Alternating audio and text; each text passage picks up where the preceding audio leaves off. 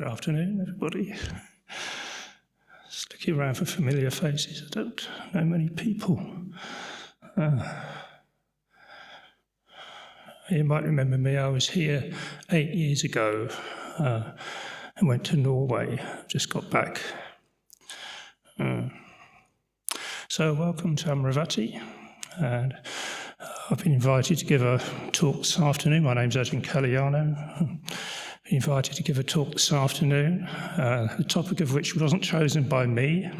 So I got here just before the Vasa, and they have a list of topics. So there were only 2 left, and this was one of them. So it's like that, a bit of a lottery. But actually, interesting topic. So I ought to be quite well qualified for this, because I was both a psychologist and physiotherapist when I was a layman. So studied the mind, studied the body, studied this animal body, and studied this mind, both. And then tried to see how the two interacted. I was very interested in the place of the body in the practice. I started with Tai Chi. When I first started meditating, I couldn't sit still, I was too young. So to move and to have this biofeedback of knowing that I'd lost the movement was really, really helpful. But actually what I didn't realise at that time is that the practice can go very deep if you include the body. So for many people these days, Buddhist practice is all about the mind. They don't necessarily consider the body to be an integral part of the practice, trying to get their heads together or trying to relate to their emotions, although, of course, the emotions are coming from the body, isn't it, from feeling. So, but the practice can go very deep when you include the body, as you were recommended to by the Buddha, isn't it? The 4 foundations of mindfulness begins with the body and then moves on from there. And if you look in the sutras, it can be a bit of an intimidating looking practice. So going right the way inside and looking at what's inside can be quite intimidating. Not for me, because I had a kind of medical training, I got used to it. But for some people, very intimidating. And it's not that I'm necessarily advocating that, to make that clear at the beginning. I'm not advocating that kind of practice. I'm more advocating the kind that I started with, which is to include Tai Chi, or actually Tai Chi was my central practice, or something like that, in order to bring the mind more fully into the body and see what happens. Because the most interesting part of this question, you see, or the title, with an animal body, with the mind of a god, it's a contrast, isn't it? You see a contrast between an animal body, which you might take that as derogatory, I don't think it's meant in a derogatory way, and the mind of a god. There's a big contrast there, isn't there? Whether you'd actually believe that we can have a mind of a god, or our mind can be godlike in some way.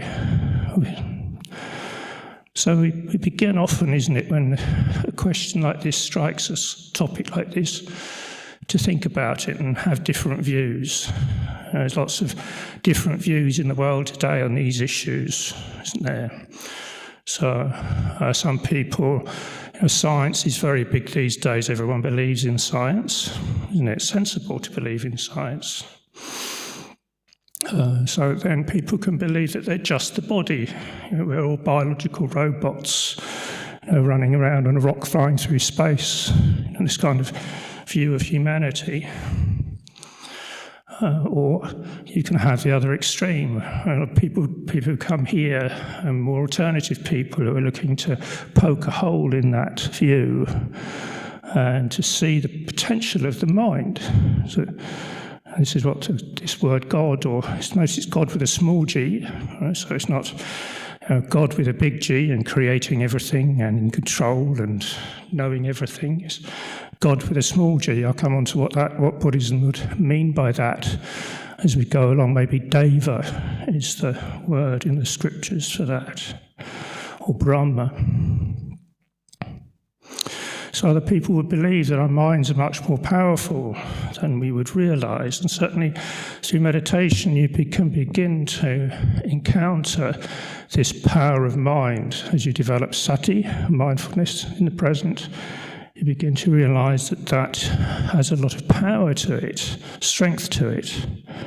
Particularly in the concentration meditation, you're developing a kind of strength of mindfulness, powerful mindfulness, penetrative mindfulness. And all kinds of things can come out of that.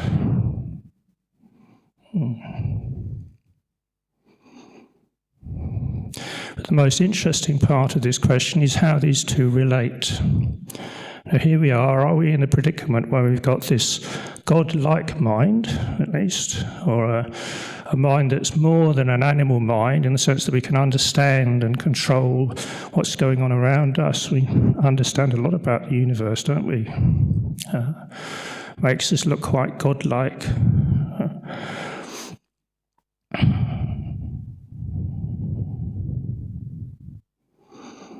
And then there's the animal side, which we shouldn't be too derogatory about, is it? I mean, animals are nice, aren't they? Very sensitive creatures and not stupid.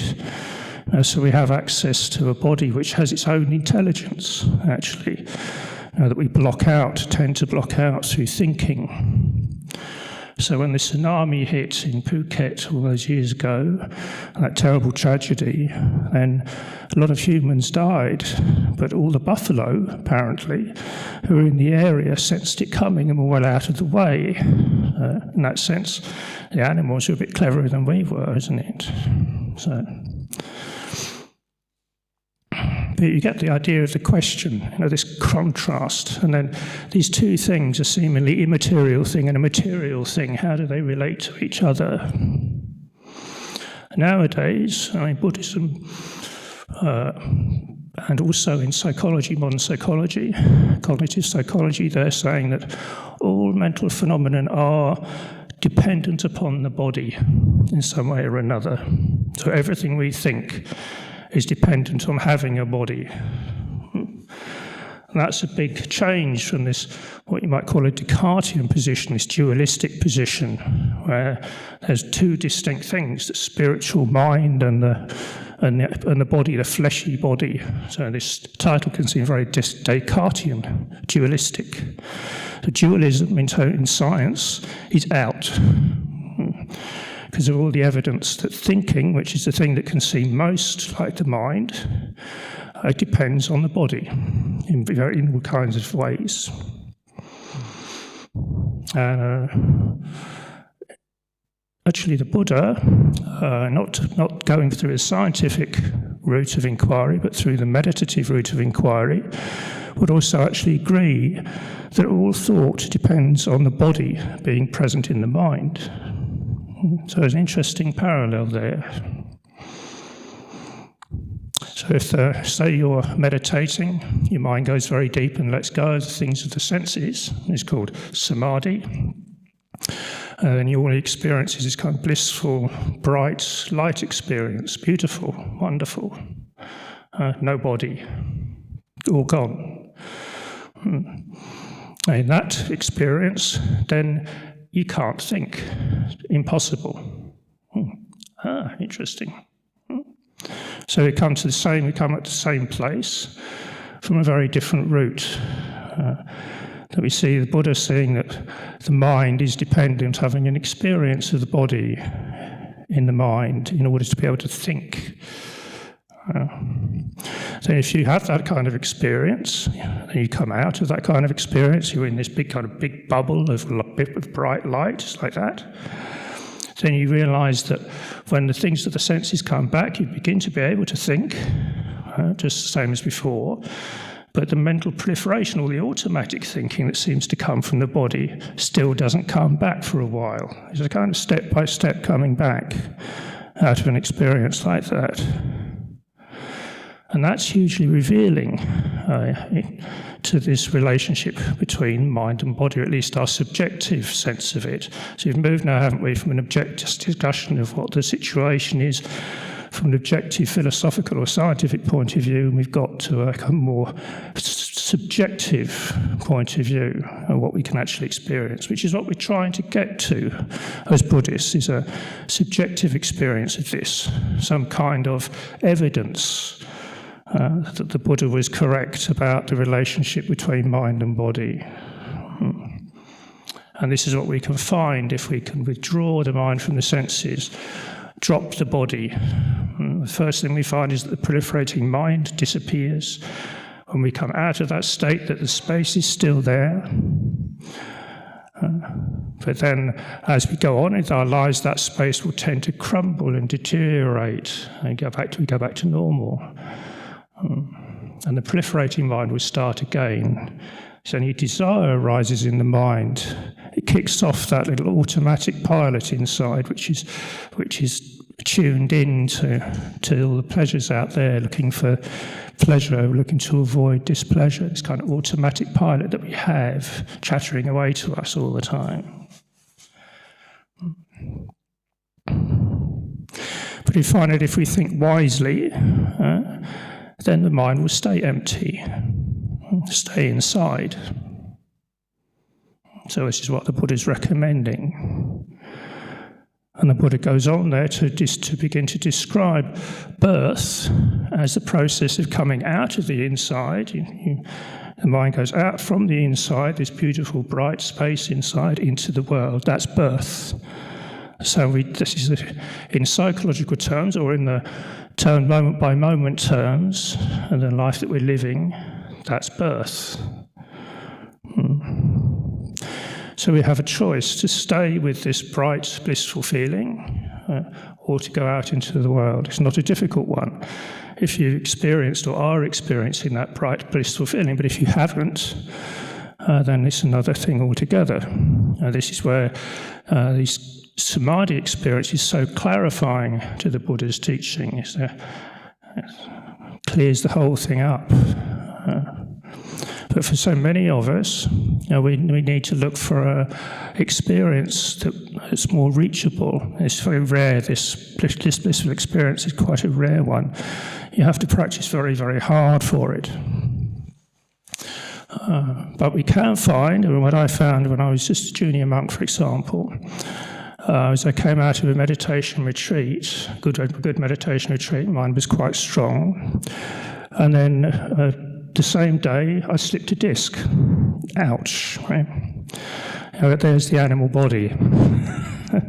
Really, I was in agony for 2 weeks, couldn't sleep for 2 weeks. It was that bad. But there was a quality of mind that I developed during that that was a month's meditation, during that month of meditation, which was not affected by that pain. So that gave me tremendous faith that even before that experience of samadhi, then you can find a quality of mind that is stable, no matter what happens with the body. So again, more recent years, I had a heart incident. I found myself in a situation where my heartbeat was going 260 a minute, which was quite high, and I had to in the ambulance with the paramedic, and she was saying to me, and I was a trained physio, and she's saying to me, "Do you have any pain in the head?" So I'm thinking, she's asking me, "So are you having a stroke?" "Do you have any pain in the chest?" And she's asking me, "Are you having a heart attack by any chance?" But my mind was completely actually stable. I lying there quite calmly through the whole thing, which you can do if you can access this quality of mind, stable quality of mind. So this has given me a tremendous incentive, having worked in hospitals before and seeing a lot of suffering. Then I thought, I've really found something that could help people. And I quit my job as a physiotherapist. This is why I quit my job as a physiotherapist and ended up wrapped in a brown sheet like this, because it just seemed to have so much potential.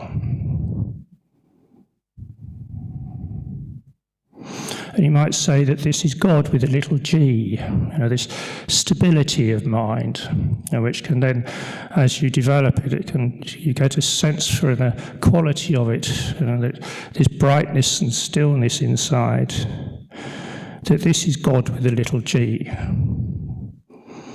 Actually, we all have this inside, and the Buddha's teaching is saying that we all have this inside.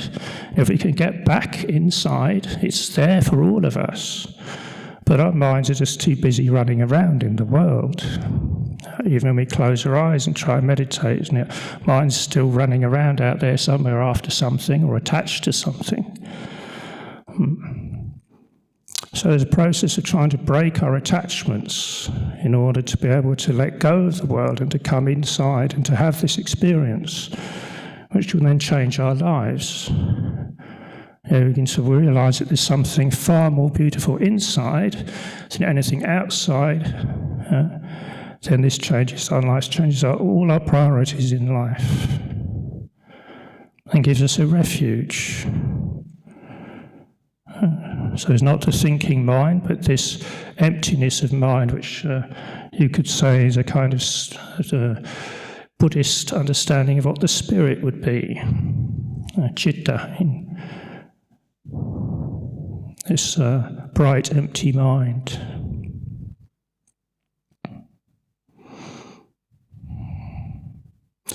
And then the ultimate in Buddhism, where it all comes together, is where you bring that empty mind and the body together into the single experience and let go of the body. This is the final step.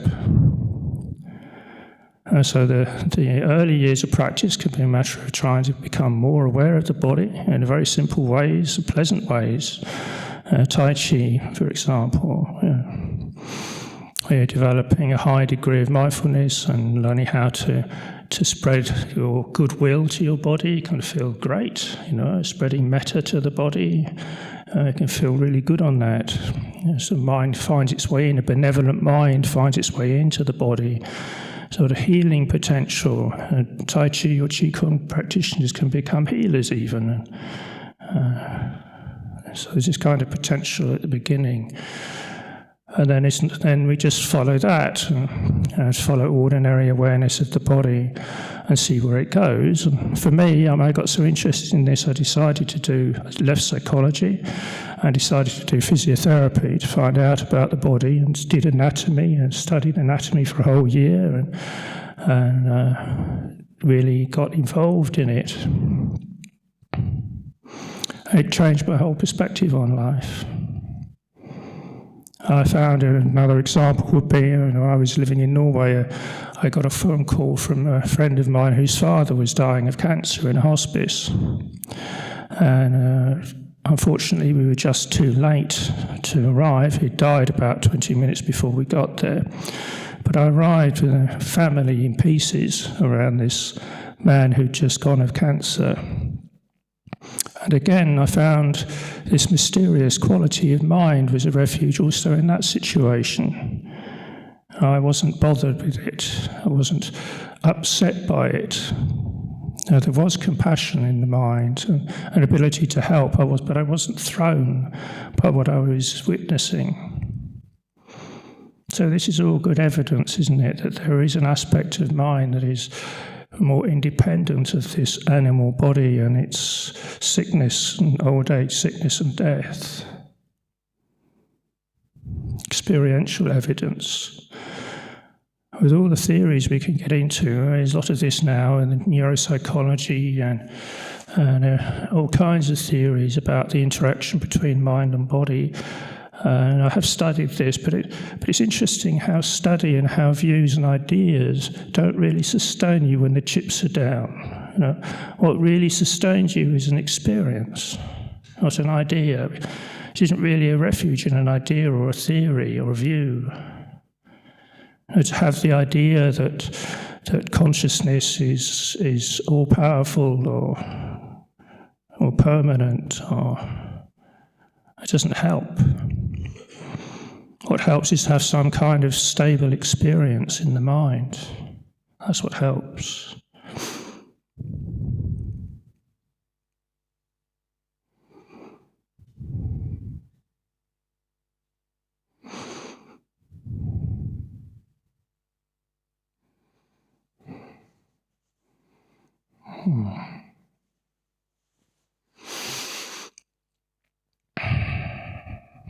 So I said that much more quickly than I thought I would. How are you going so far? Perhaps we can meditate a little bit at this point. So looking for an experience.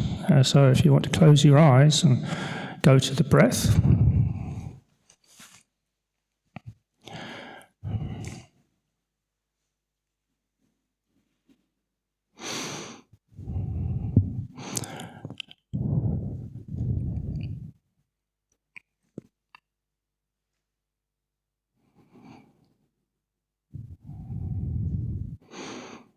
Try to put all this theory into operation then with this exercise of watching the breath coming in and out.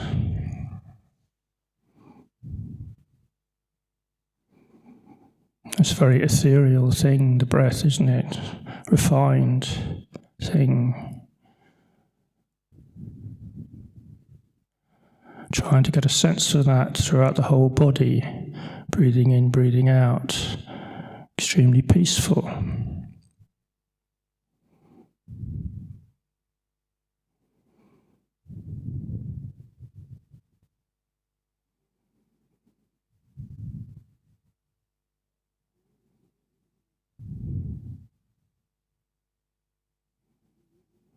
And we can play with the breath, can't we? So then we have an automatic process going on here.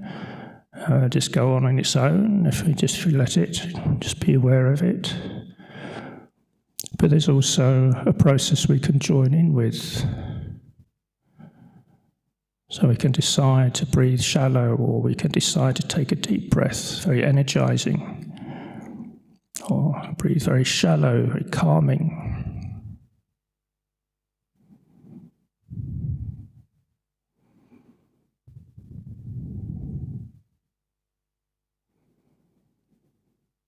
There, if we become concentrated, it's as if the mind becomes conjoined with that breath, one with it.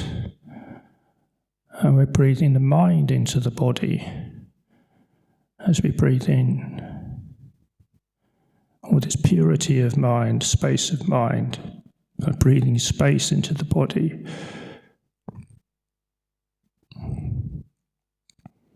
You think of breathing in as breathing space into the body.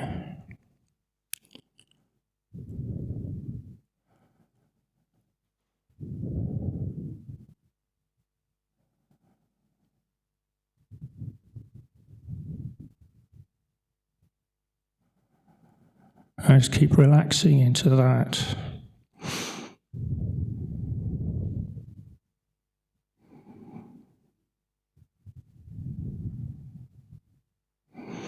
So this godlike mind can become a part of this breath. And you can draw that godlike mind with its kindness into the body, into this animal body. See what happens.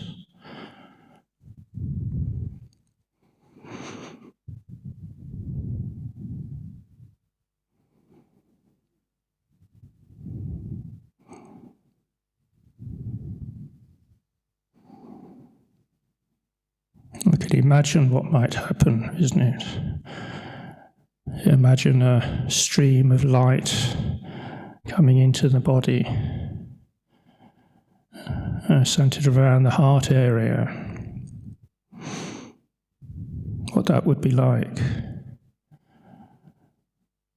And this stable, bright mind there in the center of our experience.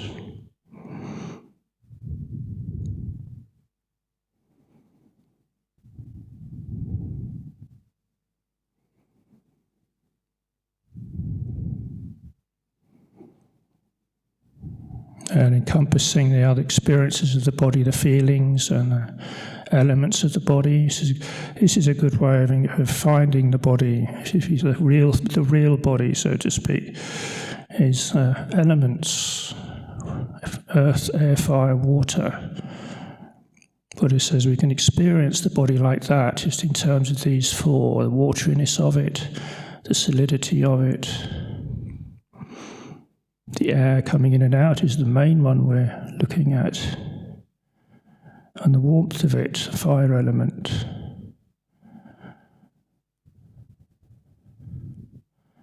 We can get to this, then the body will seem like it's a lump of nature sat on the cushion. The mouth can be very good to contact the different elements, the hard teeth, the watery saliva, the warmth of it, the cavity of the mouth. It's all there, very clear. Actually, interesting part of the body, because it's like a piece of the inside that we can become aware of. First part, very neutral.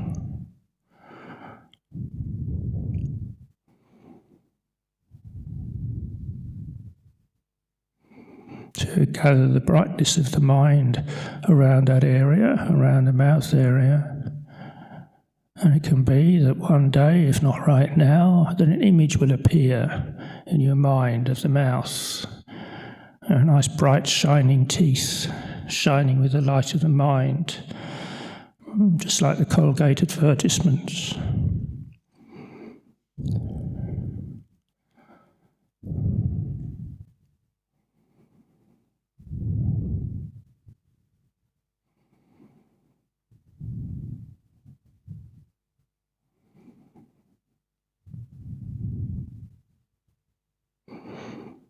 So right here is the beginning of the practice, where we first become aware of the body.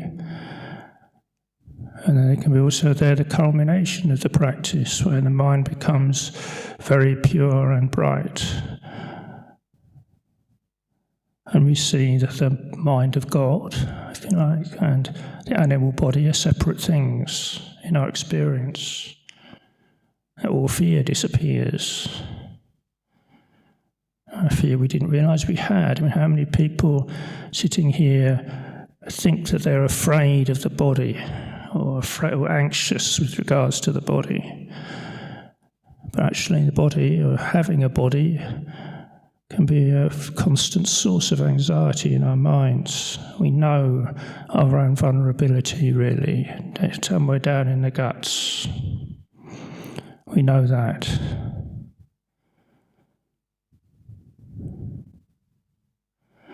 So it can be a tremendously liberating feeling to become aware of these two together and seeing them as not the same thing. Ajahn Chah talks about this like having water and oil in a bottle. You shake up the bottle and you realise that the two can't mix. The oil remains separate, goes into little droplets and then settles again, and the two separate out. So a different nature. So it can be with this emptiness of mind. We can find that emptiness of mind and the body as separate things, completely separate. And the thinking and feeling somewhere quite in between there. Where if the body is present in the mind, then thinking and feeling can take place. If the body is not present in the mind, then thinking and feeling won't take place.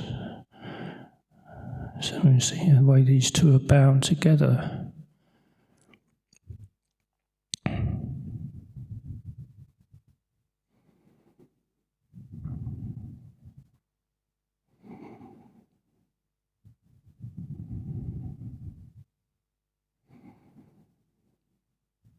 You see with the thinking mind how there's also an automatic process going on, just like there is with the body, an automatic thinking going on.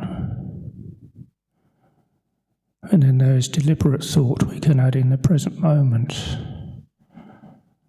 May I be well and happy, perhaps, can add in the present moment. We know that this automatic mind, the proliferating one, this is completely caught up with the body. whereas the other one is less so.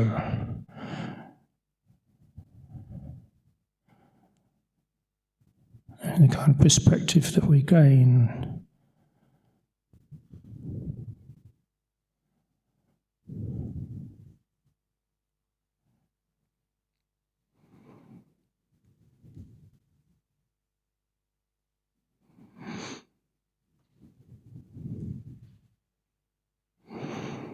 so it depends or hinges on getting a sense for the mind itself, like the mind watching the mind, or awareness being aware of itself, or being aware of awareness.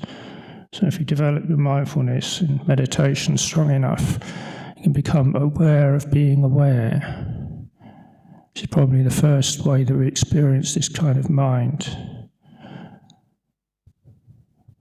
Sense of presence. Presence of mind.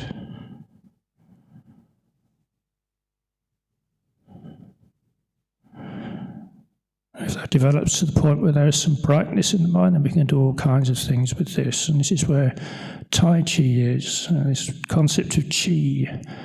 To us, this is what Samadhi is, this energy that you can spread around the body.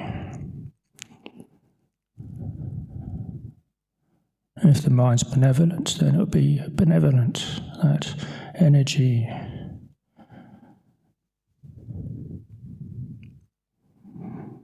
First of all, probably we'll have a feeling of peacefulness that we can spread around with our peaceful mind.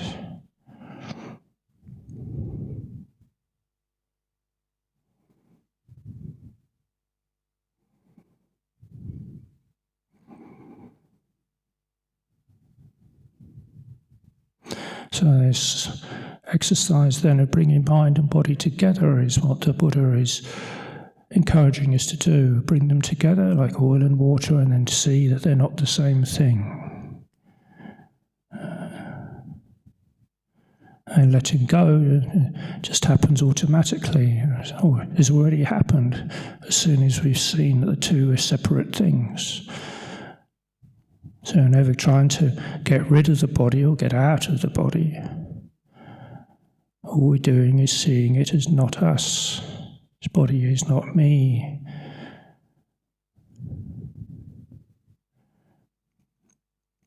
You see it sat there in the bubble of the mind.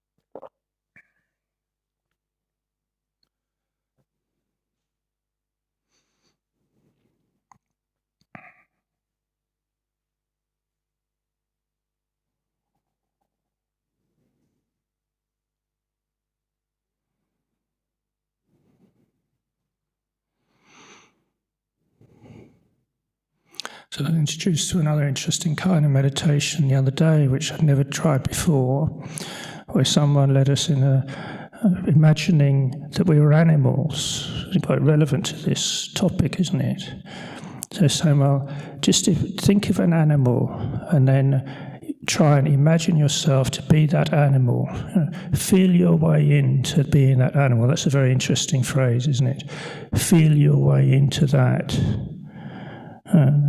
Being a lion or a tiger or an elephant. Can you feel your way into that? That's a very fashionable kind of meditation these days. Actually, everybody chooses the big, powerful animals. There's an sense of empowerment comes out of it. The clever animal, the fox, or the big, powerful one.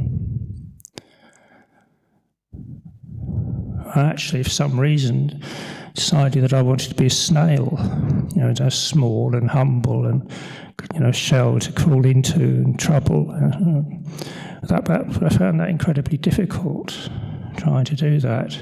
How do I feel my way into being a snail? Well, There's a kind of gooey bit, isn't there? I could get the kind of gooey, slippy part. And the back a bit like the shell. Didn't get very far, but it was a very interesting exercise, because I came out of that meditation thinking, well, to what degree have I felt my way into being a human being? How much can I really do that in the same way? Sometimes you discover something by trying to do something else, isn't it? You try to do something very playful, and you discover something very meaningful. So it became a new aspect to my mindfulness of the body, a sense of feeling my way into being a human being. It's like this. This is what it's like. Sensing this animal body with this mind that seems to arise out of these things, so not denying that the mind arises out of the body or dependent on the body, but it's seen, it's felt as a completely different experience, consciousness. So in the Buddha's teachings, consciousness or vijnana, sense consciousness, arises dependent upon body and mind coming together, nama rupa, or the way that we experience or think about or have a view of body and mind.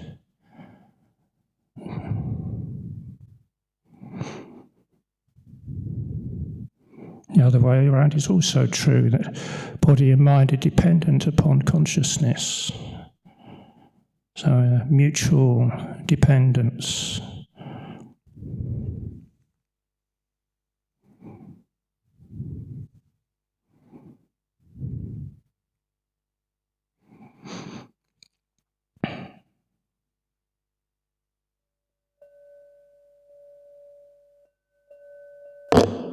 Excuse me.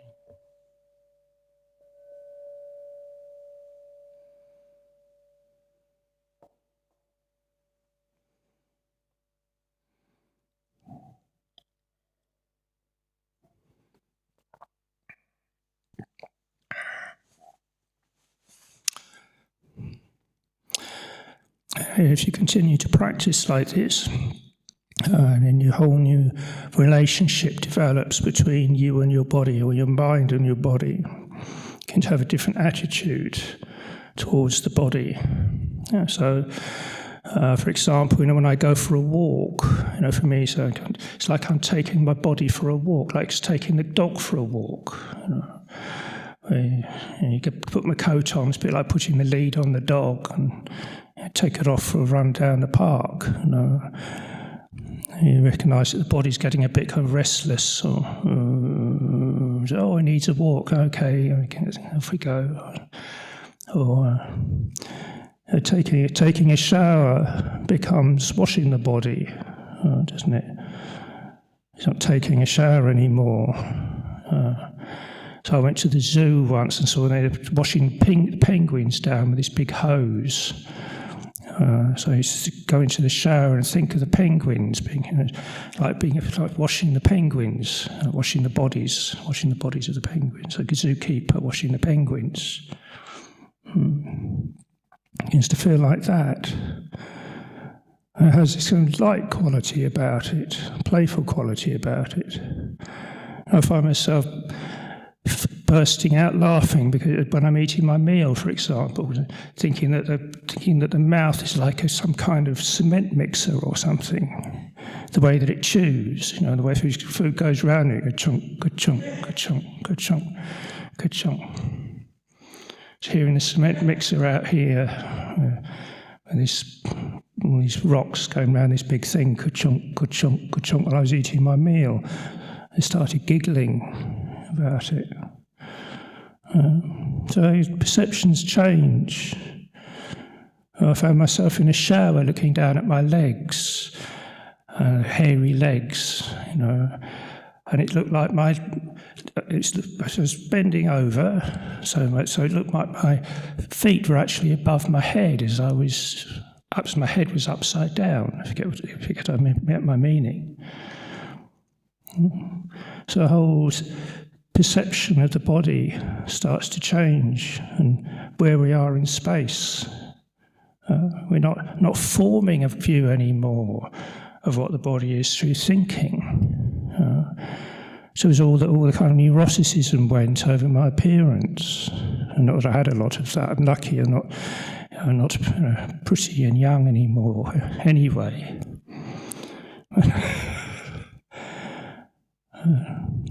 I just keep developing a tremendous sense of lightness. And so you think of this in a light coming into the body, and then this is how it can ultimately affect us. This kind of lightness coming into our mind around the things of the body. Delicious. Because it was a complete antidote to all the anxiety that I developed working in hospitals for 15 years and seeing people in dire straits.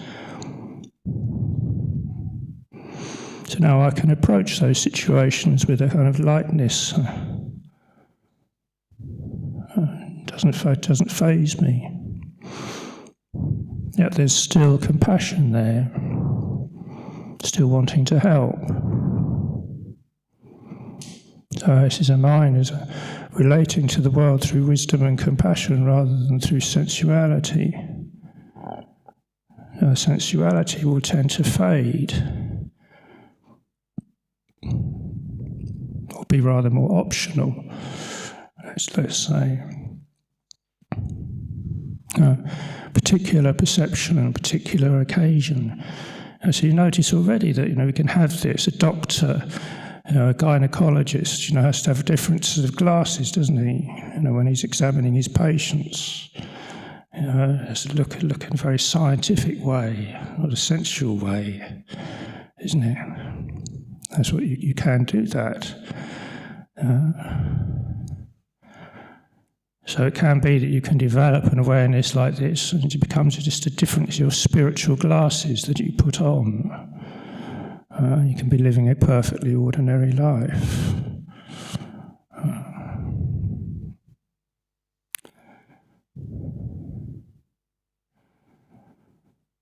So I'm trying to, you might get the idea I'm trying to persuade you, and I am a bit.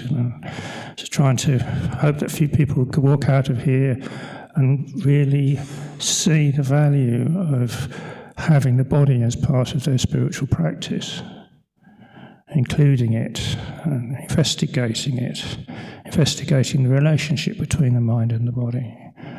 So I just found it so fruitful, I've benefited so much from it. I think that this is an offering to the world. So I was involved with hospital chaplaincy in Norway, trying to develop a hospital chaplaincy program. To involve people who had trained in order to be okay in that kind of circumstance, to be able to really be with people who are very seriously ill or dying. But just in daily life, this has given me a much more of a lightness of step, a lightness of life. So if you see, I've had my problems over the last years, back problems and now heart problems. So it's not dragging me down. My doctor told me, so most people that get the heart problem you've had, they get depressed. I feel I'm protected from that through the practice. Some have got a refuge inside.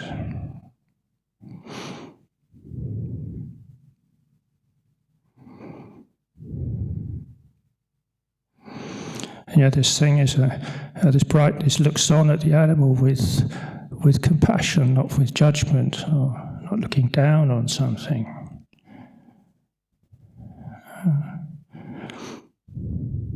Not looking down on the body.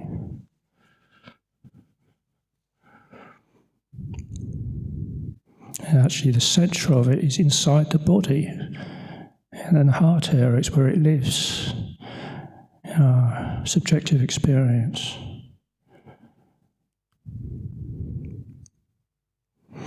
So for some meditators, when they get more advanced, then they will experience this. So what will happen when their mind withdraws from the senses is that they'll experience this big bright light experience centered at the heart. Other people, that big bright light experience will illuminate the body from the inside, which is an extraordinary experience. Don't ask me how that happens. It's possible. You can see your body as if it's lit up from the inside. You don't see it in a scary way. You see it like it's like a stained glass window, actually. So much light pouring through it. Pouring through that animal body.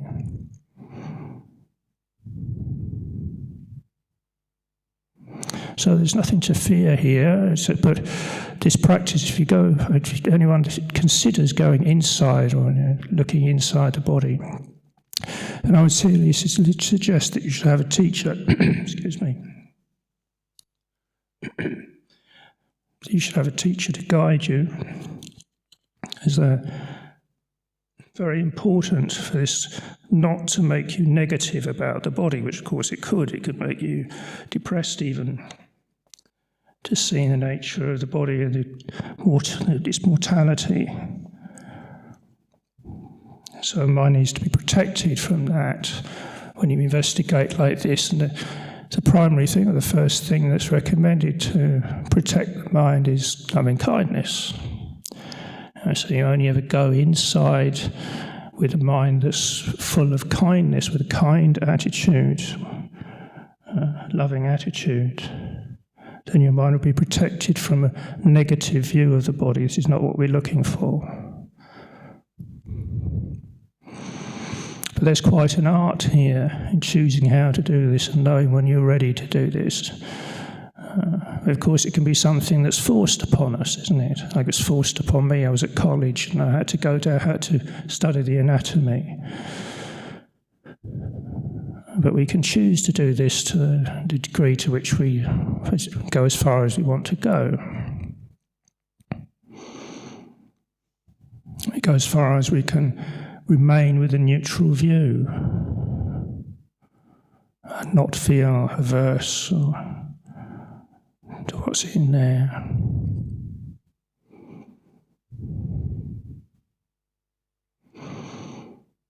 Or it can be that we just decide that we're going to go mindfully to the toilet, isn't it?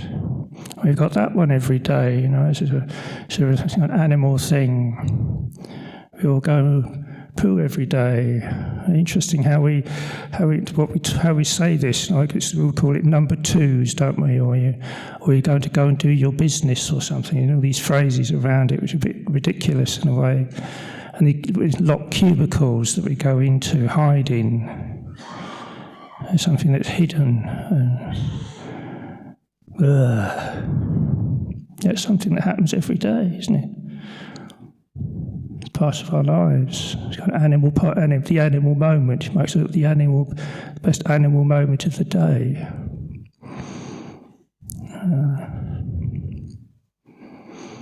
A man who's walking his dog encountered the other day. His dog had a poo, and he said, here we go, the main event. The main event of our day. For elderly people, you get to a certain age, people can start getting worried about their bowels, isn't it? You're in old people's homes, these old people saying to each other, have you been today, dear? So it gets like that, doesn't it? And then there's some acceptance, isn't there? Or maybe with all gender, I've just thought of this actually, maybe with all gender toilets, isn't it? We have people who have man in a cubicle next to a woman. How's that going to be for us? We kept this kind of mystique going all these years. Women go in one door, the blokes go in another one. It's going to break down some kind of weird mystique. To do with sense of sexuality. Do women really go to the loo? Do women really poo? So are very grounding, right? It gets your feet on the ground. And so this animal body and mind of God can be like your feet on the ground, head in heaven. It can become like that if we get it right.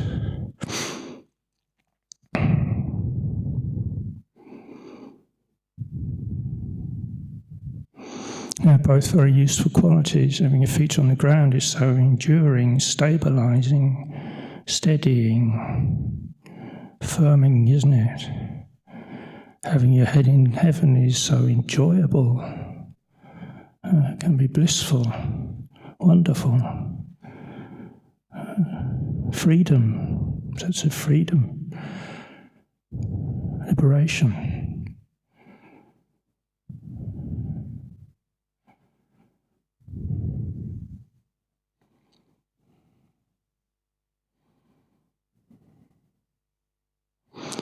So I think I've said enough. So it's over to you then, and question time.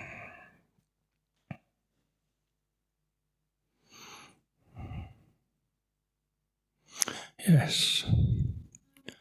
Do you want the mic on?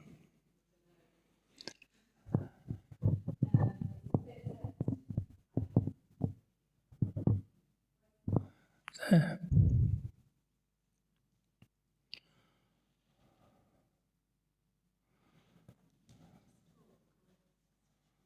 Switch it on. Can you hear me? Right. So it's with reference to animals. What would the meditator do if, in meditation, she was experiencing herself as an animal, or an animal in the presence of an animal, and the animal was not nice? So it was like quite a disturbing experience. So are there some practices that you can use to sort of help? I mean, I've 3 marks of existence, metta. Okay, so the question is, if I get it clear, that if you have a disturbing experience with relation to this, that you imagine yourself to be an animal, and that's an uncomfortable or difficult situation. Okay, yeah. I guess the people that teach these kinds of methods, they're out to foster a very positive atmosphere to begin with, and then to go into these kind of practices always with metta, as I was describing towards the end of the talk there, that to go into these kind of practices with kindness already there is your protection from a negative view of the body or a negative experience. So if something negative were to happen, then your reaction, if there's metta already there in the mind, will be a kind reaction. Yeah. Recognizing impermanent state can be helpful as well. They're also seeing that thing. Well, that if you're not grasping after that experience, then it will tend to go away, isn't it? Okay. So the other caution is that if something comes which is extremely pleasant, and you're absorbing into and grasping after that experience, and you get lost in it, this is quite rare actually. But in that case, then yes, you would be looking at that experience as impermanent. You see its impermanent nature, so that it doesn't grab you and draw you in. But that's more the reaction of greed or sensual reaction rather than averse reaction, or fright or fear. So with fear, then you need metta. With pleasure, then you need to get perspective on that pleasure as being impermanent. Otherwise, you can get lost in an experience. I tried something yesterday evening in here where, the practice where you focus on sensation, changing, going through the body. So then experiencing no self, so disappearing. And that, I'm wondering whether could help in that scenario again, like to disappear, and like. That was a frightening experience.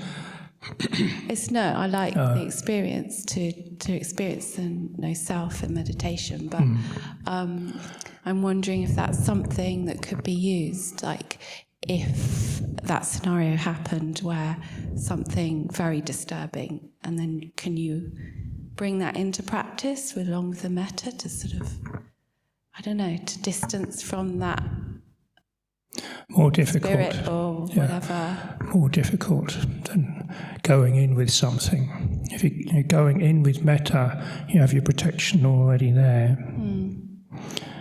But yes, if you can contemplate the situation also in those three ways, isn't there? Something being impermanent or unsatisfactory or not self. Yeah.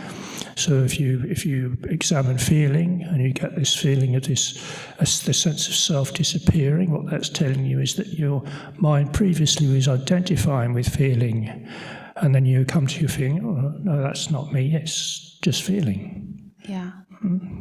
Same with the body, right? You come to the body, and so it can be this sense of self around the body, but then you start going around and you go to your teeth or something, and it's the immediate sense is me, but then you might see more clearly, and you think, oh, this is teeth, isn't it? This is my teeth. My teeth. Am I my teeth? Or am I this or that? And the sense of self can disappear from that aspect like that. Taking that into everyday life. So, yeah. That's interesting. Thank you.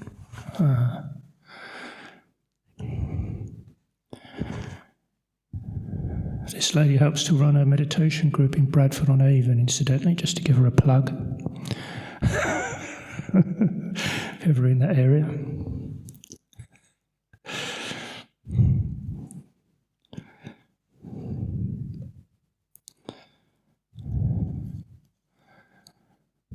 Yes, please.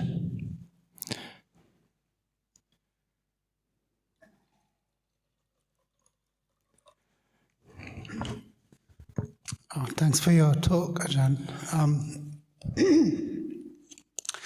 I just wanted to go back to the beginning of the talk, if I could, and just clarify.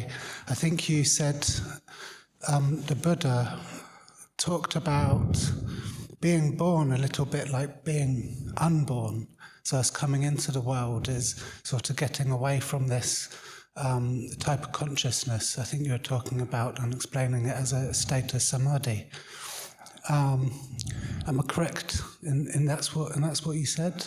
And if so, getting born is going back into the senses. That's right, going into. So being so you there you are in your bright space, and then coming out into the senses. Then the mind's being reborn in a sense. So drawing a parallel there between our day-to-day, moment-by-moment experience and the experience of rebirth. And so, where the Buddha talks about this, where would one find passages that he explained that he? Okay, there's many suttas on this. If you read the Tripitaka, but the best commentator that bring all this together is the late Lumpur Buddhadasa, who was the first in Thailand actually to talk in this way. Within Asian Buddhist tradition, then talk of rebirth is extremely ordinary and common.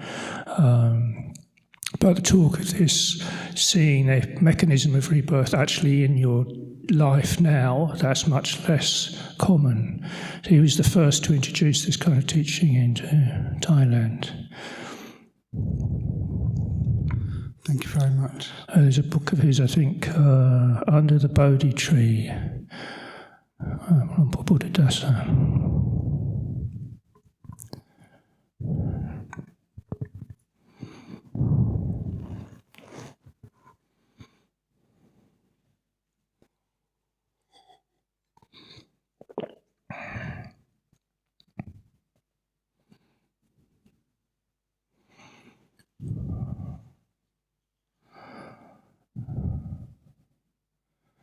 on, don't be too shy. Yes, do you want the mic?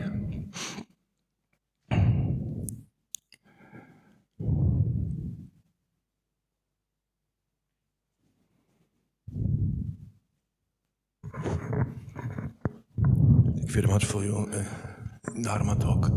And I have a question about, did you said something about it's not pain, neither going with the body pain and understand the mind.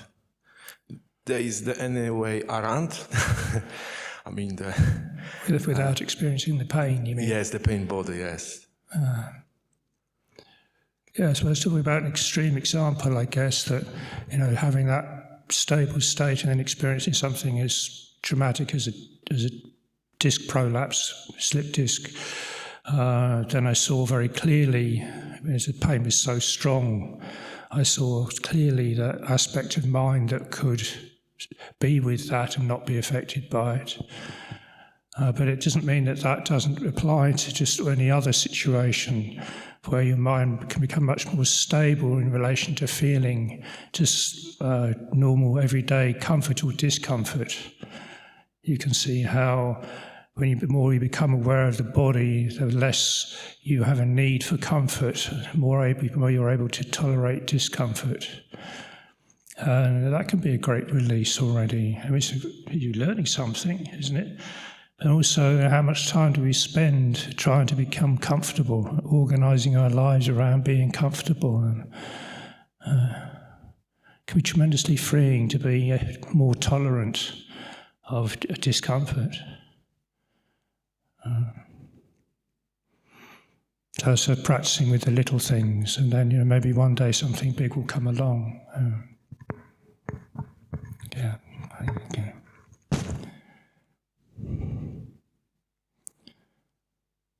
Stability of mind is so important, isn't it, for mindfulness, and to be able to act in a skillful way and have skillful responses to life.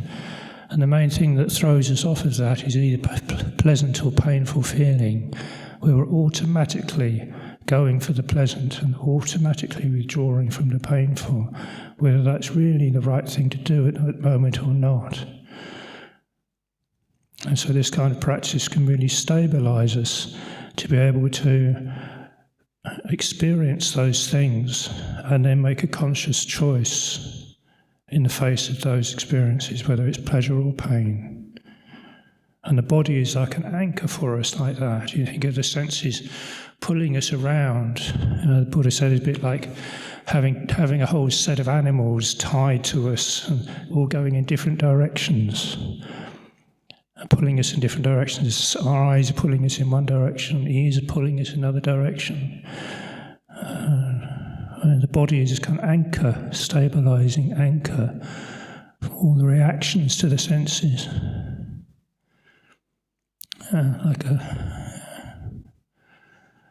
It can become a refuge when we get further inside.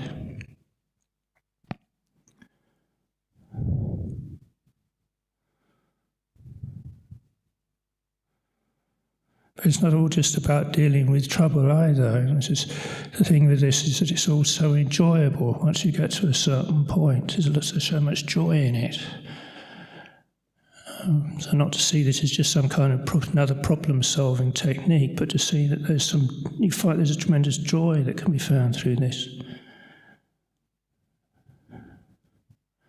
Sense of freedom.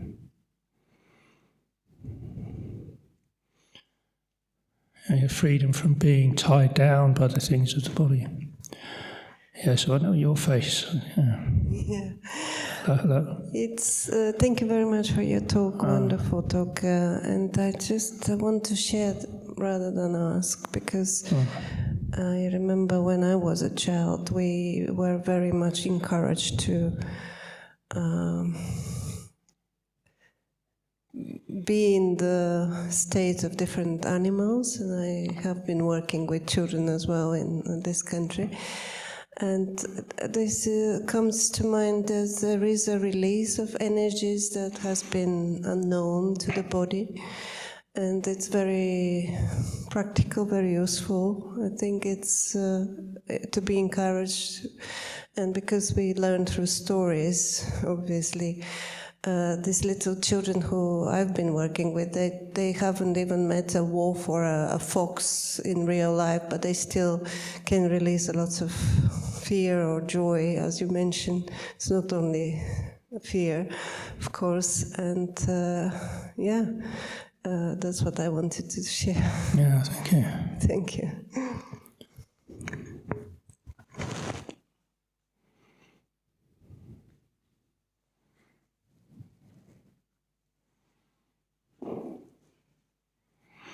Yeah, it's called active imagination, is it? Is that what you're practicing? It's called active imagination.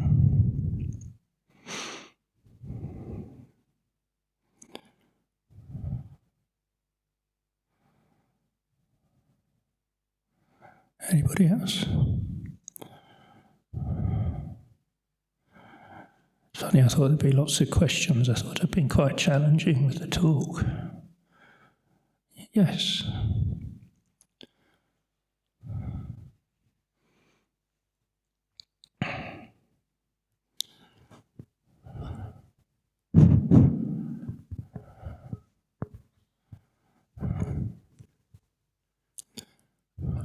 Thanks for the talk. I think what was really good about it was that you're redefining Buddhism. Because I always think when I come up the stairs there, you know, there's all of these, how can I describe them respectfully? But there's always the people that have succeeded, the golden ones, like the golden Buddha behind you that was built after his death. There's people come into Buddhism and have that, the wonderment of it, you know, the poetic side of Buddhism. But what you had to face is what most people only have to face towards the end, where you've had to go through that thing, can I still be a Buddhist without being perfect? I haven't got a perfect body. It's letting me down, you know. The golden boy, the one who other people could look at and maybe could sit for a long time, you know, and do that, and then all of a sudden, life has hit you, you know. And when you were speaking about being in the present moment, it reminded me of in Zen there's Bankai, unborn mind. He's had one question: if I already had Buddha nature, what am I playing at? Why am I trying to get it? And that was his. And that's more or less in that moment when it's all taken away from you, you know, all of the hopes and expectations, and you're just sitting there in your hospital or wherever you are. To just be in that moment. It's more important than being a great meditator, isn't it? Yeah, absolutely. Yes, I mean, in this case, you know, Buddhism coming to the West has developed this kind of New Age clothing quite a lot. People really spacing out into it and floating around. And you go out in the forests of Thailand, it's a very earthy thing, where they're being challenged by nature the whole time with the ants and the heat. I went to the dentist the other day, and I was telling someone on the way that when a forest monk goes to a dentist in Thailand, they don't give you an injection before they drill into your teeth, because they think you can take anything if you're a forest monk. The Western context gets quite comfortable, isn't it? And it becomes about fancy ideas and it can lose the ground. And it's going to be nice to have your head in heaven like that, but it's even better to have your feet on the ground as well. And then it's like I say in Tai Chi, you become like a connection between heaven and earth. And this is what I take the Buddha to have done at his enlightenment, is finding this kind of connection between heaven and earth. And he placed his finger on the ground. At the moment of his enlightenment, he didn't point up in the sky like it's up there, it's up there. No, he pointed down at the ground. So the culmination of our practice isn't that blissful samadhi state. It's this bringing that state down to earth, or bringing that whole world down to earth through the body, earthing it, something like electricity, and come to something very cool, beautiful.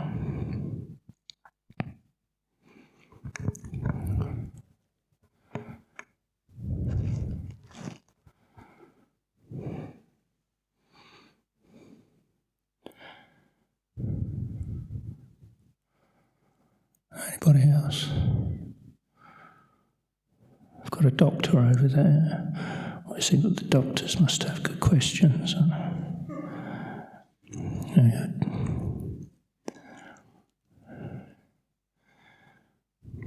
If you're a first-year medical student, you have to take a whole body apart, right? Yeah, they do it in England as well. It's a bizarre thing in the morgues where you walk in and they have the first-year medical students doing their dissection competition. These bodies with just dissected to show all the veins or something or other. It's strange. Very challenging thing to do. When I first went with my colleagues into this situation, we came out and everybody but me went straight into the pub, which is really where we can be at with this kind of level of practice with the body, isn't it? You know, it's interesting as well. You start giving a talk about this, and you see a lot of people all of a sudden are starting to nod a little bit and look a bit dozy, and people kind of phasing out.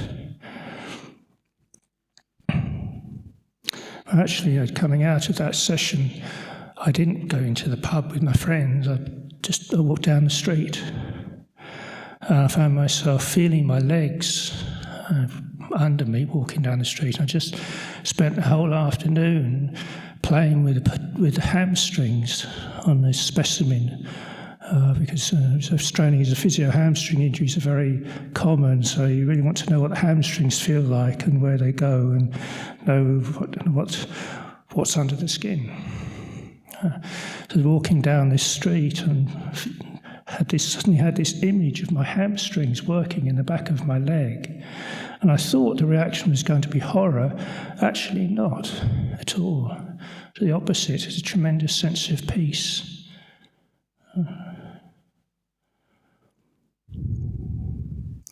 It was the first time the door opened for me. Yes. But just to emphasise, when we start off with practice, it's not necessarily about this, and this is way down the line. It can just be simply being aware of sitting, standing, walking. Yes, I know. So.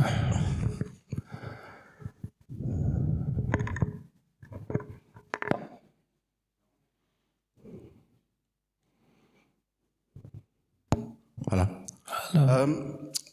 So I'm sort of thinking from a Theravadan perspective, rather than the body being an object of renunciation, being a path to enlightenment. So what made me think that I also do Tai Chi, and I've been meditating for about 25, 30 years. And I've come through Tai Chi and maybe yogic practices, realised my body internally is really blocked. So I can develop quite sort of through my meditation, in the chair I can develop quite peaceful states of mind. But when I sit down, it's like my body's twisted. So it would seem the inverse of what a lot of people think is the path to enlightenment. So I'm not quite sure if it's a question, but it's just through, like for instance, doing Qigong, Tai Chi, I find it easier because my body is suitable to that. I do Kung Fu. Rather than just trying to sit in and squeeze in a meditation, it becomes, I've often found it quite conflicting because I'm sitting there trying to meditate. If I sit in a chair or walk, I've got a very peaceful mind.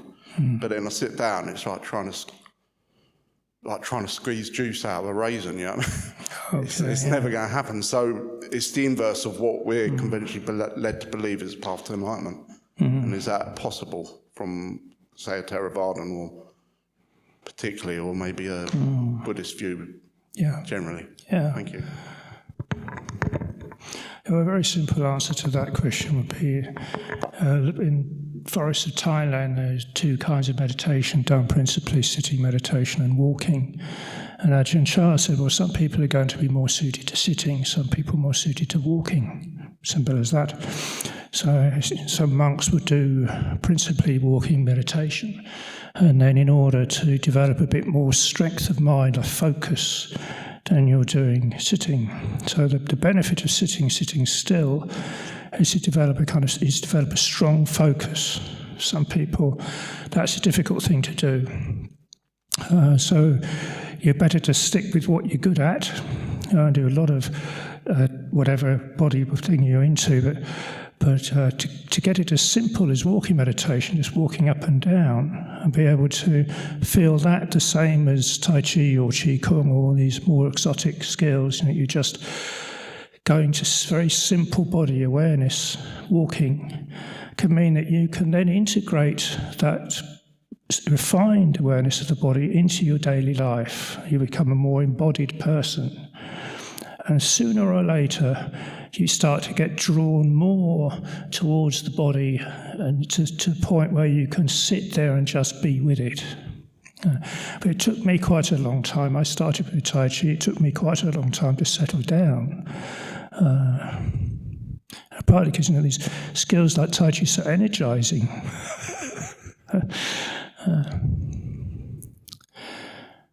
But yes, people do get confused where they think, well, what are we doing here with Buddhism? Are we trying to get into the body or out of the body or what? But essentially the way out is in. The way beyond the body is to go into the body, and then you see the two things as separate, the mind and the body. So if you're trying to get away from, that's not healthy. Trying to get away from the body. You're not really trying to get into it, you're trying to become aware of it. Bring your awareness into the body. And this pure, silent awareness into the body.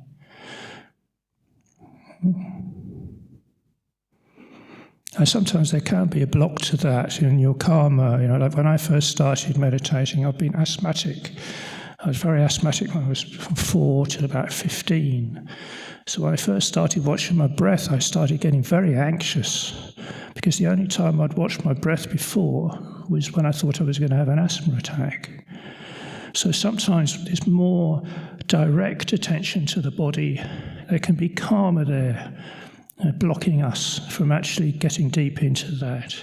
If something's happened to us with our body, some trauma or something like that, then we're not really able to get in there. We're dissociated in some way. It's a very useful psychological term here, dissociation. People who have very heavy trauma, physical trauma, can end up dissociated from their body, like their body is somewhere else or something else. They can't feel very much, they're numbed. So there's a whole job there, trying to get somebody who's dissociated back, living back in their body from being a bit somewhere else from life.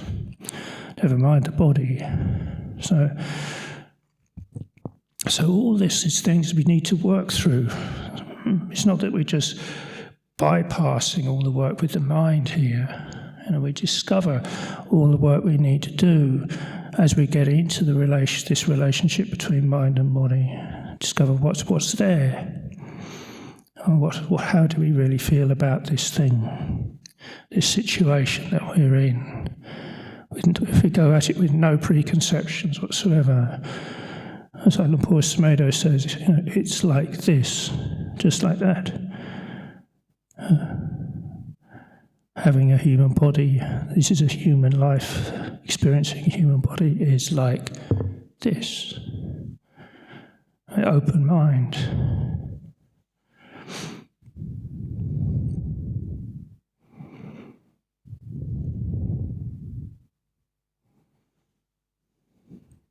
Anybody else? Nothing from the doctor. No, she's going to be shy. Nothing from the doctor. No.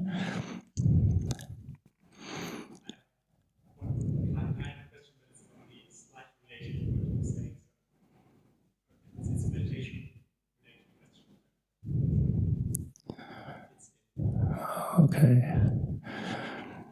Yeah, I always feel that people who've done these kinds of things, nurses and doctors, are facing these kinds of things all day. It's always interesting that they don't have contemplative questions. I mean, the situation is that you're in an extremely high pressured, responsible position. So you need to be able to step back a little bit from it in order to be able to really see what's happening, isn't it?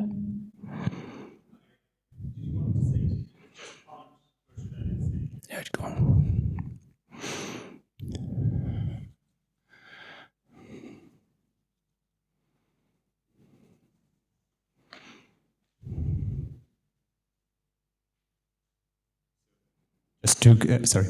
Just to comment on what you just said, with this removing thing, I remember that I think that was like in the beginning of my second year during med school, when we were starting to dissect the bodies. It was a super fascinating process, but it really was, especially because during that time I don't think I was in contact with meditation or yoga or anything like that. So immediately, at first, there was fear when you walked into that room, and there were those bodies covered with cloth, so you wouldn't know what the face would be like that is underneath the cloth, and then you open it, and then you really work like that. You at first you remove the skin, and as soon it takes very little to not feel that the corpse beneath you is human. So very soon this is a human like me, and this emotional aspect, at least for me, dropped, and just this scientific interest was coming up. So it really, of course, it's a super fascinating and interesting process, but for me, I think that experience didn't really spark this. It didn't spark this becoming aware of my own body thing.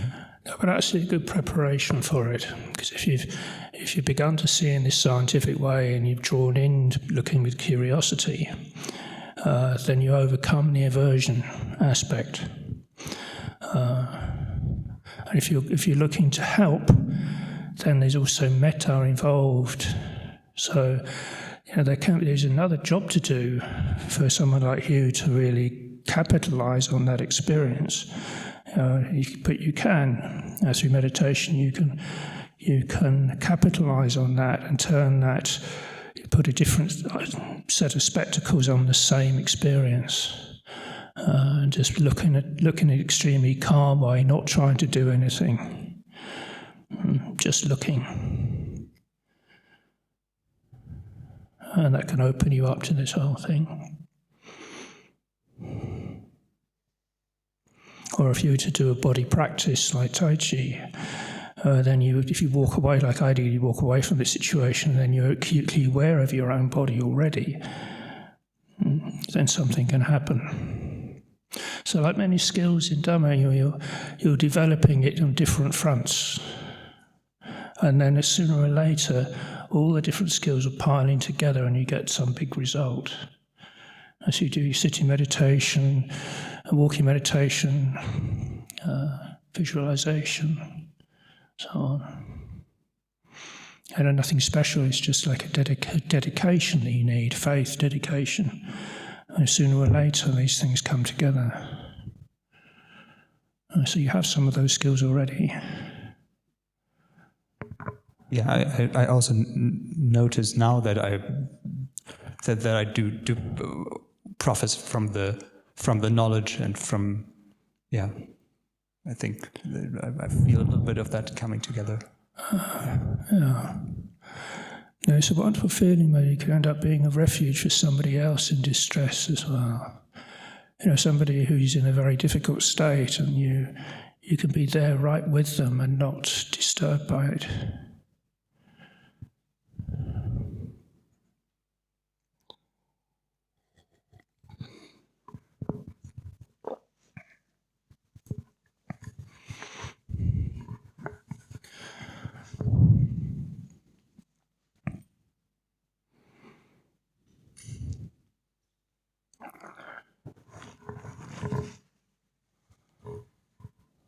Thank you for your wonderful talk.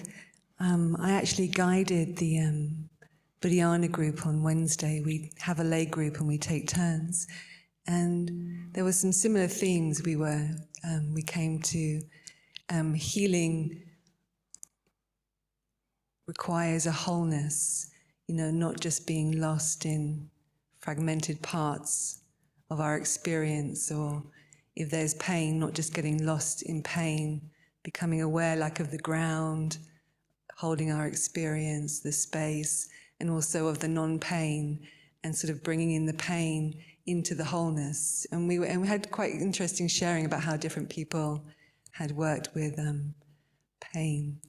And in my own practice, I do a lot of Qigong, and I really find that has really deepened my understanding of Buddhism and helped my understanding, and also of the energetic body and experience. And I really have been curious on, there are lots of people now that say you can heal everything with your mind, the really kind of extreme stuff. And then there are doctors that are like, no, you can't do that. And I think sometimes maybe there is something in between. There are people that do heal themselves, and but then it's not always possible. And there is a time when we have to. And I've been sort of playing that in my own practice. And any pain that comes up, how much can the metta and that light make a difference, or when do you just come to a point of just going beyond, and being with pain and it not being a problem actually? Yeah. So I've been kind of playing with that. And I knew a doctor who specializes in cancer. And I said, has she ever met people that have healed themselves? Because you hear of these stories sometimes. And she said, no, never. Which I thought was interesting, because we do hear these anecdotal stories, don't we? And she said that, and I said, did she know of any trials or anything? And she said that she felt it would be unethical to do any trial without medicine. For her would be unethical. So just thought it's an interesting, all these different views. I don't know if you have anything to say about that. It was more of a sharing. No, it's very useful to bring that up. Talking about the animal and God, isn't it? Can God heal the body? This God inside. Buddha says, well, if our mind was like that, couldn't we tell our bodies never to have pain, or not to get old, or not to get sick in the first place? It's not possible. As the body is part of nature in the Buddha's teaching, not us, not part of nature. His body's part of nature. No. So it's true, we can't always heal. And you can balance these stories of people who people who have healed themselves. And you balance them with stories of people who've tried and failed. It's a very miserable situation, and somebody convinces them that this is possible, they can do it, and they fail. What if it where are you then? So interestingly, I asked quite a great monk in Thailand about this, who had a reputation for helping to heal people. So I lived with one monk who had cancer of the kidneys. I think that's right, yes. And he was very sick indeed. And this monk taught him a certain meditation to do, and the cancer disappeared. So first of all, we see there that the person who is looking for healing can need to have that skill already established.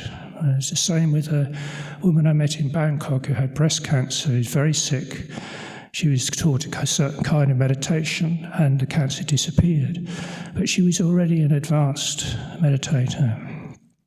And in the bigger picture, I think what the overall understanding in Asia that I've encountered is that if there's very strong karma involved, then it can be impossible for a person to cure themselves. Whereas if there's some kind of mind involvement in the present moment, in the illness and what's going on, it's not a matter of what's happened in the past, it's a matter of what's going on now, with the relationship between the mind and the body, then there's enormously more potential for healing. It's quite obvious in a way. As you think, if you'd contract cancer because you've been living next to a nuclear power station, had a lot of karma in your life, then it'd be less likely that somebody can cure that because it's a physical cause. If there's any kind of mental cause involved, then it'd be much more likely. But of course, that can mean that people can go too far and say all illness is mental. It's not true, is otherwise anyone with a pure mind would live forever or never get sick. And of course, the traditions have been playing on this for centuries, where the guru gets hidden away when they're sick. There's one monk in our tradition who claims never to get sick through his meditation. It's not true. I know monks who nursed him with flu in his kuti. He's lying. It's a very compelling thing, isn't it? To think that you could cure yourself with a tremendous sense of power, then you're really God, aren't you? You really are God with a big G. But what a lot of responsibility you've got, isn't it? You think of that. If you're God with a big G, what a lot of responsibility you've got. Maybe it's not such a great deal after all to be running the universe. Bad enough running Amaravati, for Ajahn running around. What if you were God with a big G? Gosh, what if there was more than one God with a big G in the universe? Whose universe is it going to be? This one or that one? It's a recipe for chaos, isn't it?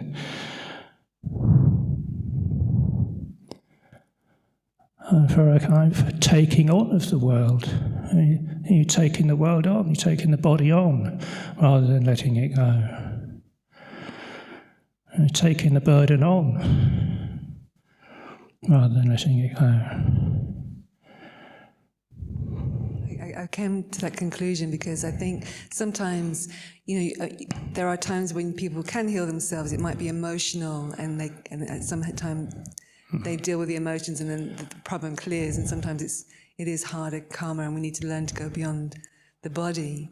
And the thing about the responsibility, there's a Qigong teacher who charges a lot of money for healing, and people told me that, he's got a great. He's great for healing people with cancer. But I discovered that his wife had actually died from cancer, and he's kept quite quiet. And so it must be, and I thought, well, I felt compassion for him, because what a position to be in, to be that everybody thinks that you can heal them. And you couldn't save your own wife died. But there is also truth in these yogic arts also. Can be some benefit, but to go beyond that. Yeah. So it's not to see the potential of the mind, but to see what the real priorities are. The greatest priority is liberation. Thank you so much. Thank you.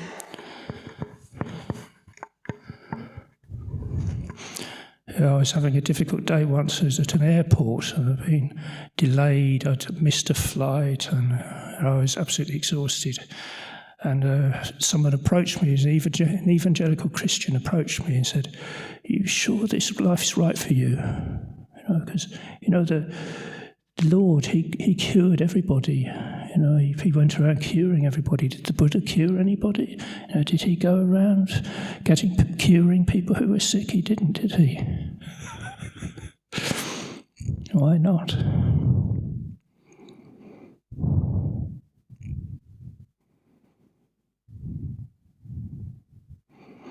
It's going to happen to us eventually, isn't it? You see the story of Kisagotami, what happened when a woman who'd lost her baby went to the Buddha completely distraught. And the Buddha said, go and collect mustard seed from every house in the village where there's never been a death. So mustard seed in those days was seen as a kind of special medicine, like magic, healing medicine. So she thought she was going to go and collect healing medicine. And she went round all the little houses to find that there wasn't a single house where nobody had died. And so through that process, she was coming to terms with that fact, isn't it?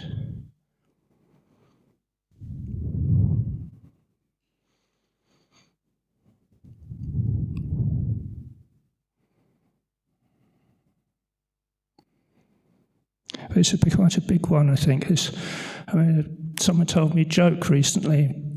It's an Ajahn Kalyano joke, apparently, about a woman in China way back whose husband went to war, and before he went to war, he was a perfectly loving, kind husband. And when he came back from war, he was just a complete animal, savage animal. And the woman just didn't know what to do. So she went to the great sage in the village, and the village said, "Oh yes, the cure for this is a tiger's whisker." Oh. And so she went out into the forest to track the tiger, and so found a place where the tiger drank from the pond, climbed up in the tree, and one day when the tiger was drinking, she reached down and pop, grabbed the tiger's whisker and ran for her life.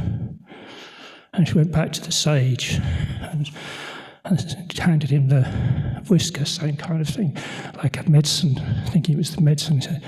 He said, "Very good. Now you're ready to handle your husband."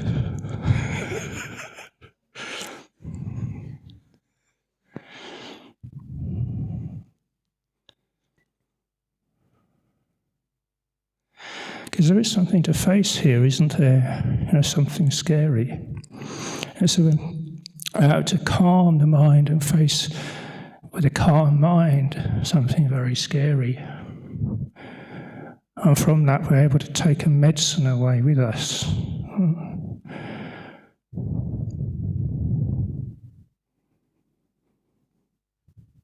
So this is what we can, all the well-being, a sense of confidence that we can gather through our meditation practice, our confidence in awareness, we can take to this.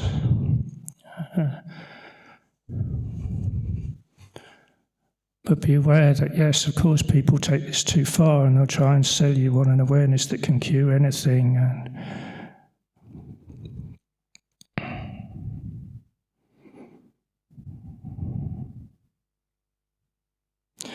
Anybody else? Yes.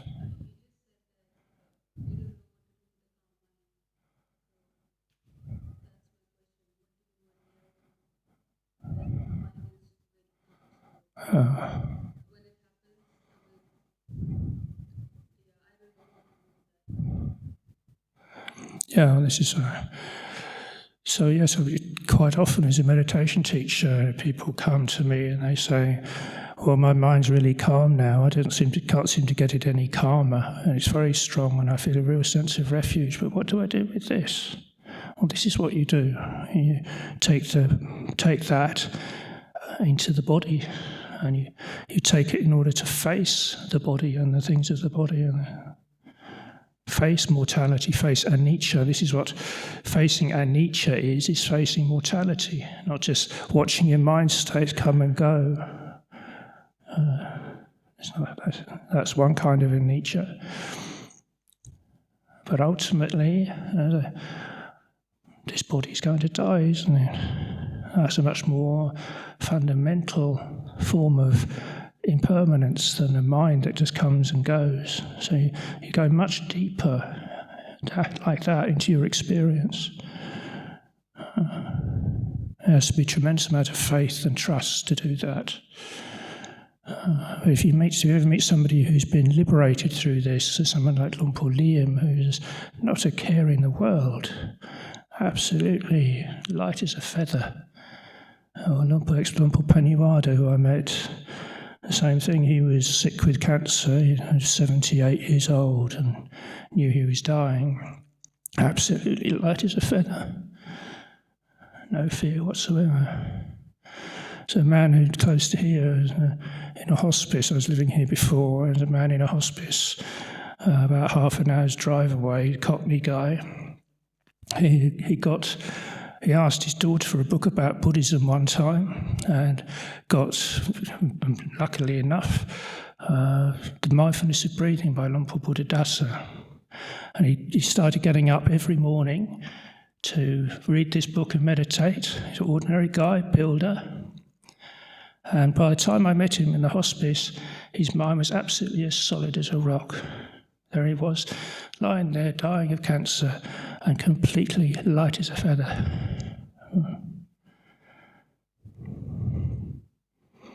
I think that's important.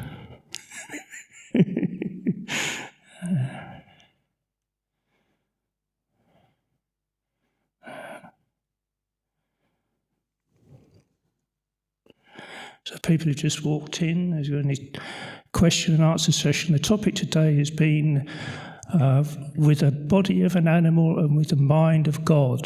This is the topic that we're debating today. So just given a talk, and now we're asking questions about that.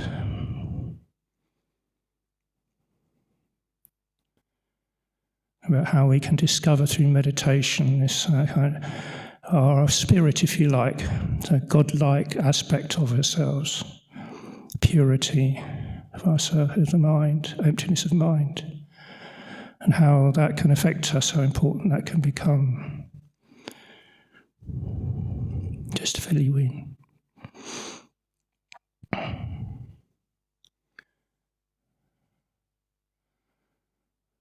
Quite a difficult subject in some ways, of course. You know, mortality comes into this, seeing the impermanence of the body.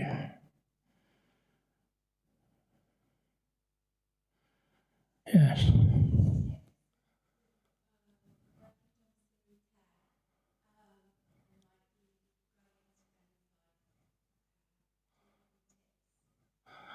I didn't catch the question. Do you want to use the mic?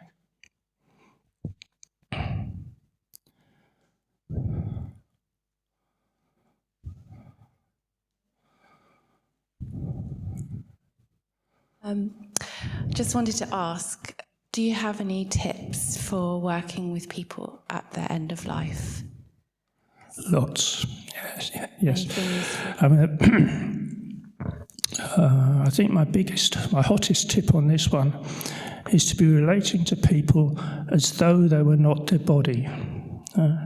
So when you're talking to somebody who's seriously sick, then you ask two questions. How are you? How's your body? Not one question. And usually I'd start with the second one.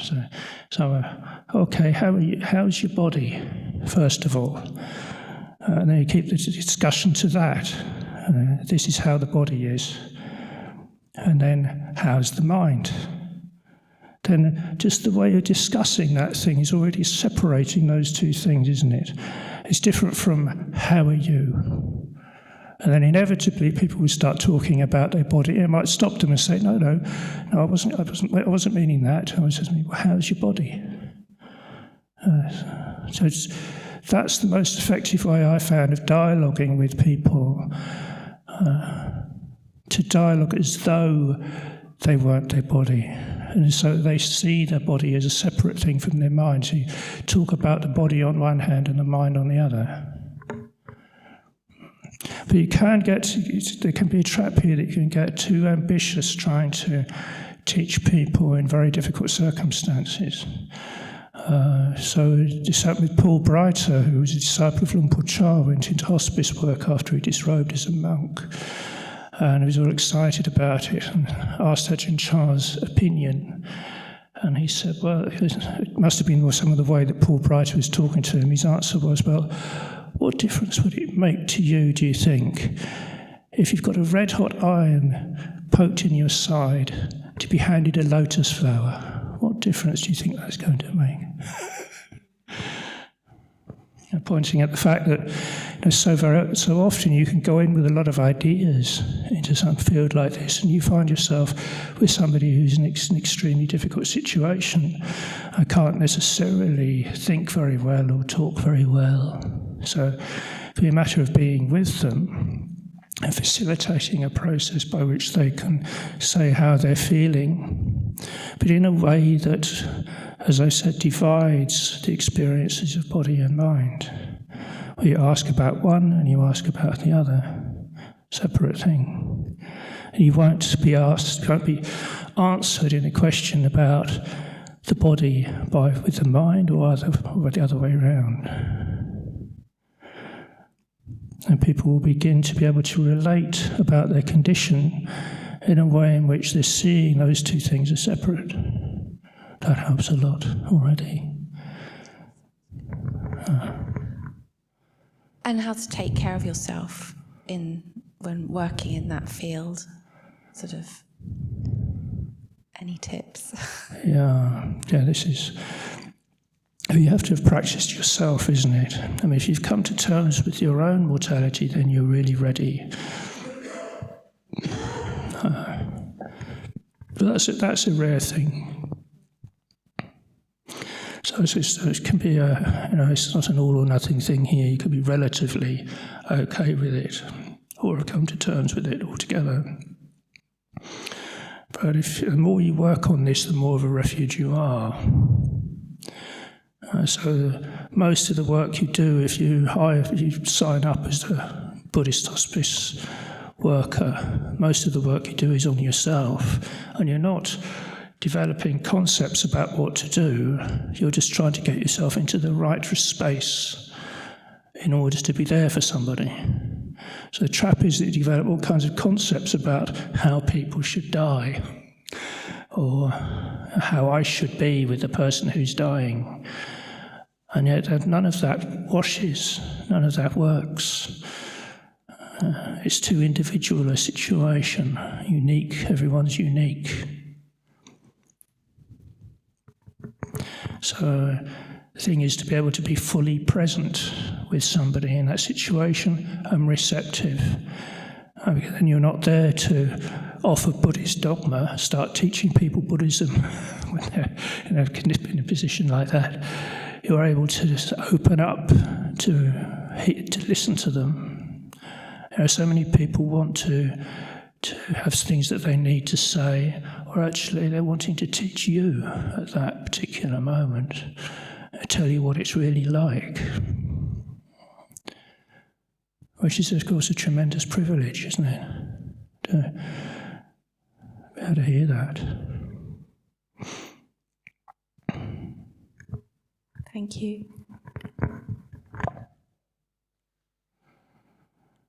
I mean, wonderful experience, because you feel like you're completely on a razor edge. And there you are, right on the edge of life, on the brink with somebody. The level of sati that can come around, and mindfulness that can come around in a situation like that is very high because of the degree of urgency in the situation, isn't it? And that's the positive side. Both with the person caring and the person themselves, the person dying. I mean, right in the moment. It's the same with discussing death in meditation circles. People seem to, in my mind, it was talking about how to develop pleasant states of mind, how to avoid unpleasant states of mind. It's just on this superficial level. And it's washing around there. Whereas you bring up a subject like death, and then it really cuts through so many of the things that people will be talking about, their worries about this or something, to cut straight through to something much more fundamental.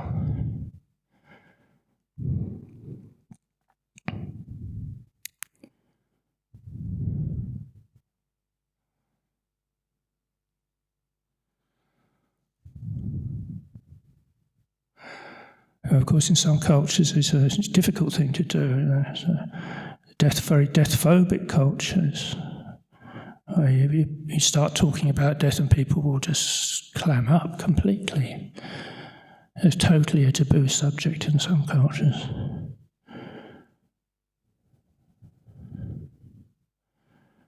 England, actually, interestingly, relatively open. There's a thing that's started to happen called a death cafe. I don't know if anyone's heard of that. It's a kind of internet thing where people join together in groups and talk about death. That's just a facilitated group, not with anything in mind to put over, no consolation or information or dogma or anything at all, but just for people to be able to open up about how they feel. Anybody. It's quite successful in England. There's interesting research these days that shows that people who think about death in a good way are far happier than people who never think about it. You think about death in the wrong way, then you're unhappier. Think about death in the right way, you're a lot happier. You've dropped something. Think about it in the wrong way and you're hanging on to something like crazy. Isn't it?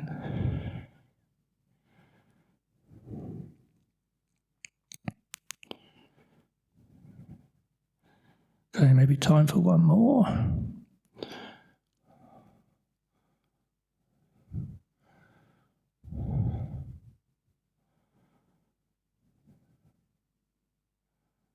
Don't know how well I've managed to convince you to bring the body into your practice.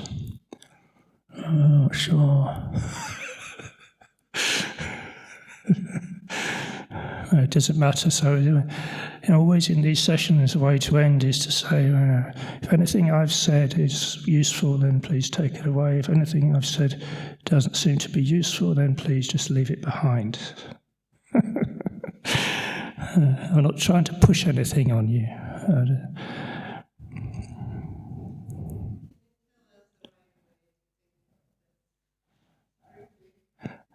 The right way to think.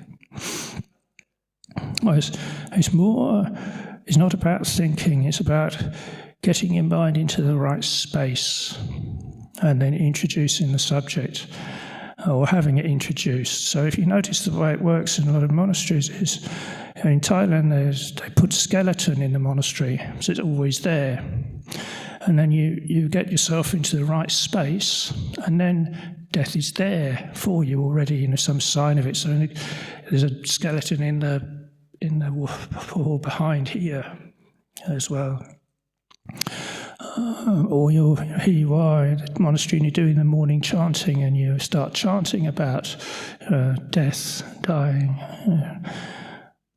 So that's the best way. It's a lot of preparing the space is what you're doing. And then preparing the awareness of the body and the space. And you just let them come together when they want to come together. And then you see the body quite automatically is impermanent and let it go. So you're not thinking about death at all. What happens if you see your bones? Then you're automatically seeing the impermanence of the body. You don't have to think about that. You see the skull in particular. You don't have to think about death. And the skull is a sign of that, isn't it? So thought's not really there, and thought really shouldn't be there. Thinking about these things always has a downside. Whereas if you just prepare the space and then you take the body and put it in the space, pop, you let go.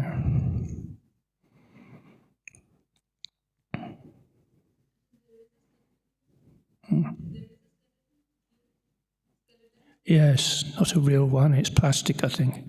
It's in the chapel behind the shrine here. So there's also a place where people who die, we lay out the bodies behind here. So if somebody, a devotee of Amaravati, dies, sometimes they ask for their body to be laid out in the chapel behind here. So we have the body there and we do chanting and so on.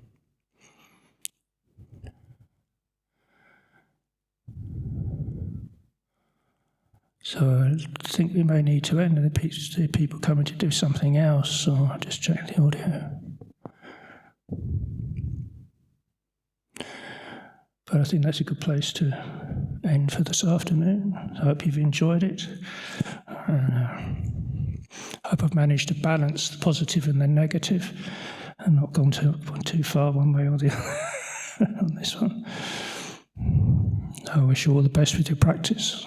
Hope to see you again. I've got some cards here, or just to give my website, last thing to say, give my website a plug. I've got a website called Open the Sky, all one word. It's a kind of vision of samadhi, opening the sky. So these little cards will give you the address, website address, if you need a reminder on Open the Sky. I always forget to plug my thing. There you are.